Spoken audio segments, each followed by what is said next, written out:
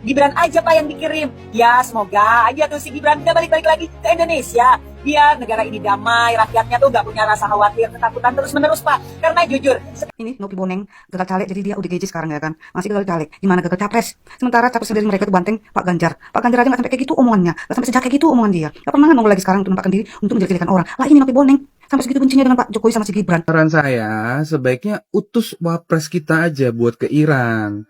Karena Ini mengenai Pak Prabowo yang katanya mau berangkat ke Iran untuk jadi juru perdamaian, ya. Teman-teman, setuju nggak kalau termul Indonesia ini kita kirim ke Iran, ya, supaya Sadar diri kalau ngomong, ya. Yang ada juga kelompok lu yang bikin gaduh bangsa ini.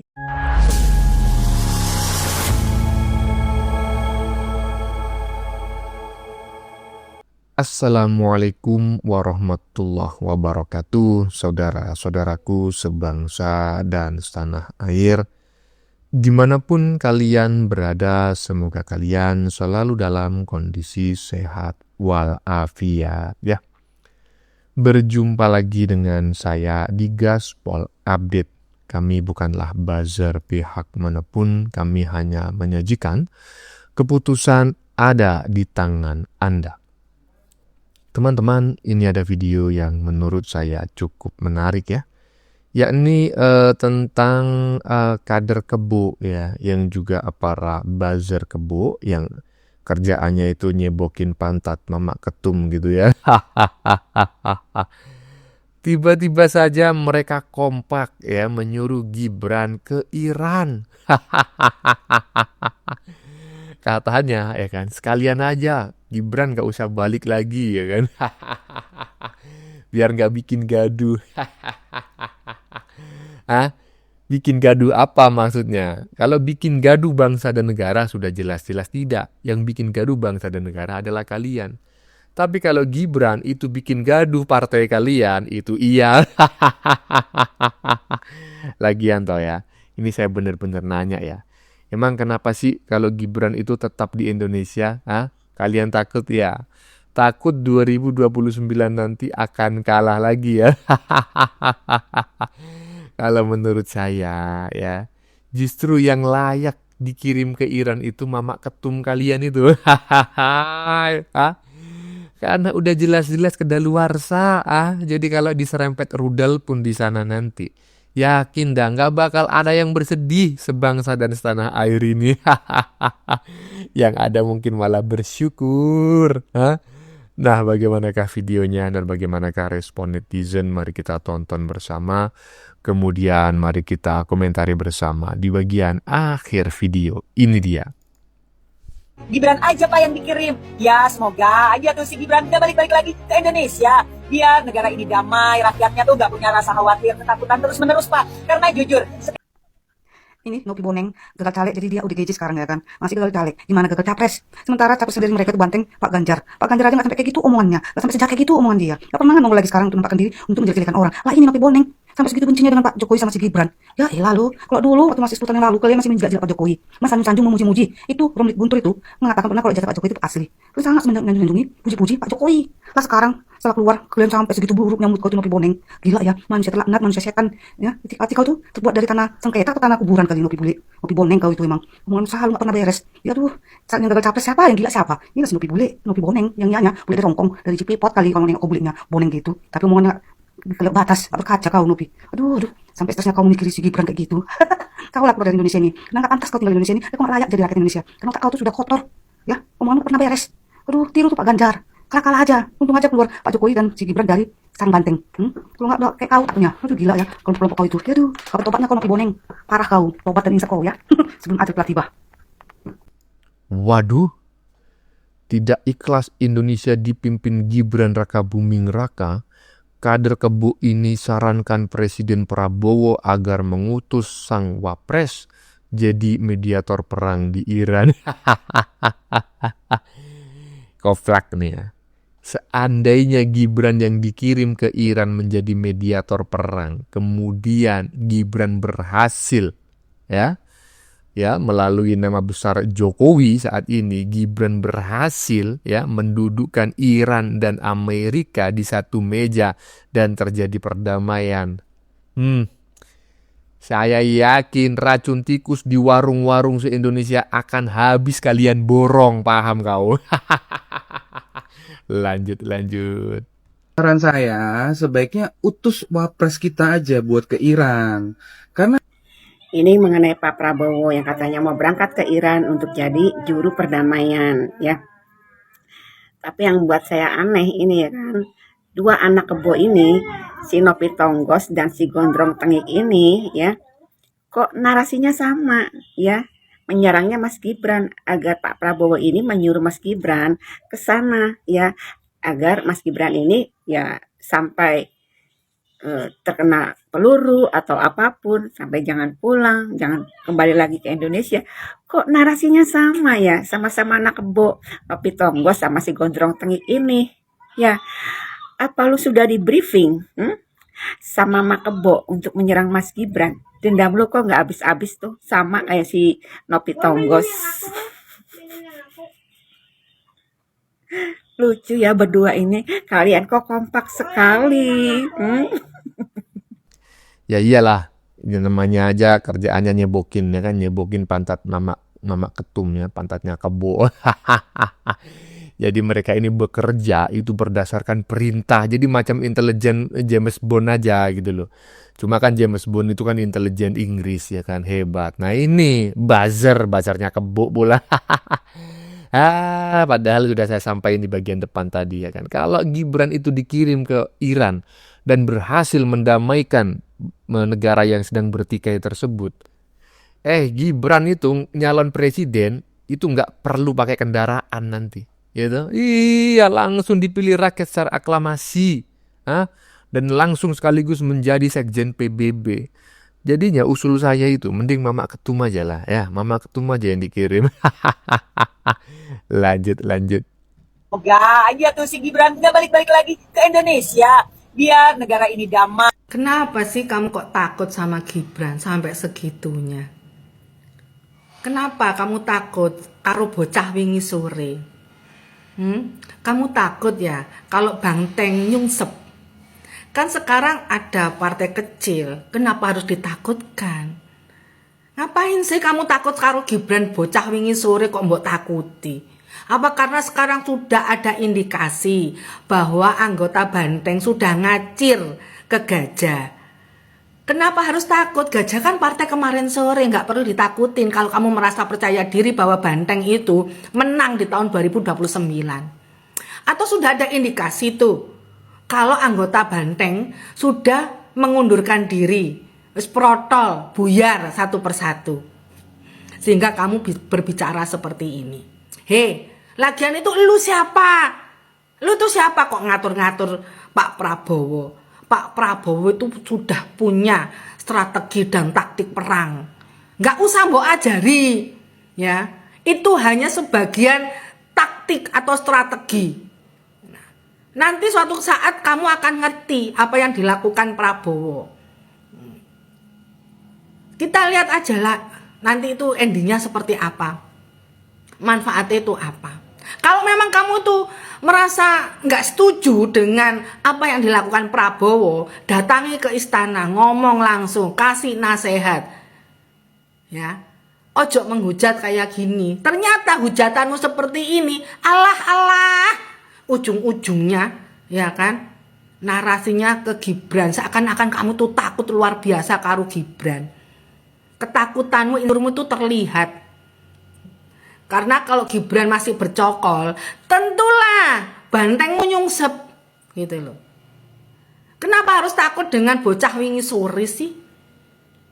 Kenapa harus takut karo bocah wingi sore? Kalau berani yang kono lho ngomong karo Gibran ning gone omahe ki apa ning gone istanane kono, gitu loh. Kayak gitu itu, lek ngomong itu harusnya itu ya kowe itu gentleman, ya. Ngomongnya di depan Pak Gibran langsung. Jadi lebih intelek gitu loh. Timbangannya koar-koar kayak gini. Siapa sih yang merasa tidak ada damai? Siapa? Kita damai-damai aja yo iso nyambut gawe, sing ngene sawah yo ning sawah, sing nyambut gawe ning nyambut gawe, bahkan ada yang pergi umroh. Siapa yang enggak damai? Sing nggak damai ya kamu sendiri. Selama ini kita damai-damai aja tuh, nggak ada masalah. Yang nggak damai kan kamu. Sehingga kamu ketakutan karo Gibran. Makanya kamu suruh Pak Prabowo ngirim Gibran ke sana biar nggak balik, supaya nggak ada saingane, ngono toh. Uang kok isine Gibran Pak itu menandakan bahwa kamu itu takut dan insecure. Iya, ya, dikatain belimbing sayur, ya kan, Gibran katanya belimbing sayur. Kemudian asam sulfat, ya kan, si Samsul. Nah, kemudian apa lagi tuh? Anak kemarin sore. Ya tuh? Tetap aja ditakutin.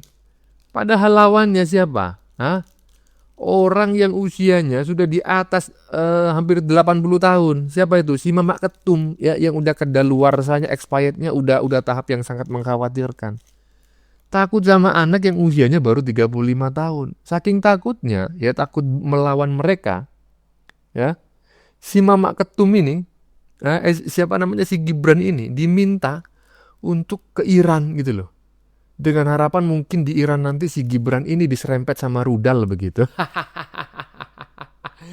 Mending Mamak Ketum aja lah. Ya yakin kalau diserempet rudal nggak akan ada yang bersedih. Lanjut. Teman-teman, setuju nggak kalau termul Indonesia ini kita kirim ke Iran, ya, supaya Sadar diri kalau ngomong ya. Yang ada juga kelompok lu yang bikin gaduh bangsa ini. Semenjak Anies ikut berpolitik ya, ketika menjadi gubernur di tahun 2017 dengan jual agama, ya itu kan sudah memecah anak belah bangsa ya. Jadi siapa yang bikin gaduh bangsa ini? Ya kelompok lu yang suka demo di jalan.